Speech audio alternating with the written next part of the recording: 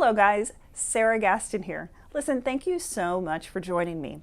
Today I want to talk to you about a couple of things. One is how to write the perfect cover letter, and also what to do and what not to do when you have a meeting with a casting director. So the first thing is the cover letter. The mistake I see a lot of actors make is that they basically just regurgitate their resume onto their cover letter. That's not the purpose. The purpose is an introduction to give them an idea of who you are, what you're about, what you want, and why it would be a great working relationship. So I want to offer you 3 elements that I think make a fantastic cover letter. The first one is involving doing your research, right? Express why you want to be with that particular agency. Is it because you've heard great things? Is it because all your friends have had great results? Is it because they're a small agency but they offer a lot of attention to individual actors and that's what you need? Is it because they're the best known agency? Whatever the reason is, do your research and let them know why you want to be with them in particular. The second element is to give a brief overview about sort of like who you are and where you're at in your journey. And again, this is not about regurgitating all your credits. This is simply something like, hey, I've been doing theater professionally for 10 years and now I'd like to transition into film and television. Or I'm a fairly new actor, but I've been training diligently for the past year and I feel like I'm ready to get started. Anything like that to just kind of let them know where you are, what you are as a known quantity, and sort of what your long-term goals are and why it would be a good fit for that particular agency. And the last thing that you want to do is provide a little bit information about why you think you'd be a great fit.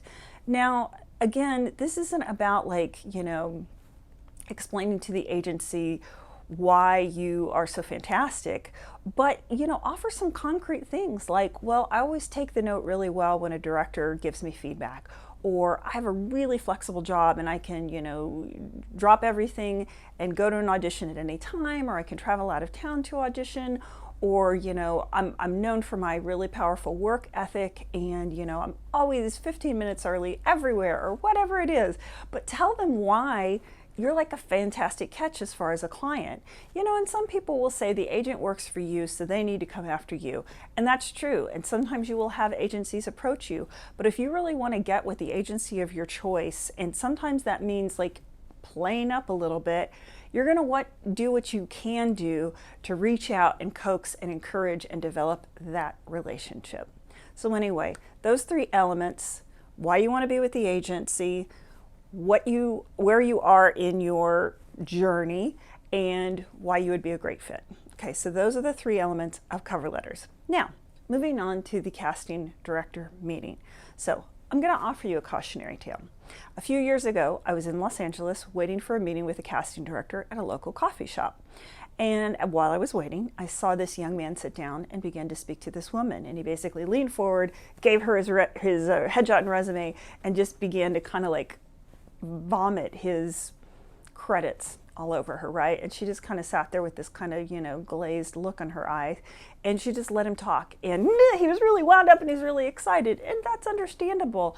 But it was just kind of a one-way conversation where he basically talked about himself and what he had done. Now, I don't know about you, but I wouldn't want to go to a party and meet that person, okay? I'm sure he's a lovely person, but you get my point. And so I don't know what it really did to serve the purpose of a casting director meeting, which is like, who are you, right? The purpose of a casting director meeting is to allow the casting director to get to know you, get an idea of your inherent essence, get an idea of what your personality is like, and, figure out where they can use you. Because, reels don't always tell the whole story. Headshots certainly don't always tell the whole story. Credits don't tell the whole story. But when you talk to someone one-on-one, you really get the fullest sense of like what they're all about, okay? And so the end of that story is, after she was talking to this guy for a while, she got up and she stood up and she walked over to me and said, "Sarah?" And I said, "Oh, yes." And she said, "I'm so-and-so." She sat down. Turns out that was the casting director that I was waiting for. So I'm glad I had seen what I had seen beforehand, so I knew what not to do. So instead, we talked about really everything but the business, except at the very end. We found out we both had Texas roots. We had gone to the same university. We had some people and places in common. And so we were able to forge a connection that wasn't just about the business. And the same thing goes when, you're in an audition and, the casting director says, "So what do you like to do in your spare time?" like talk about your hobbies and your interests, or what book you just finished reading that you thought was amazing, or a cool trip you went on. Don't, for goodness sake, say I like to act, because duh, that's why you're in the audition, because you're an actor, right? So anyway, take that for what it's worth. I hope it is helpful to you. Here's what I suggest. I suggest you sign up for my YouTube channel and subscribe if you're not already, because there are things that I drop on YouTube that I don't necessarily announce, and I think that could be really beneficial for you. I know it could be really beneficial for you in your acting journey.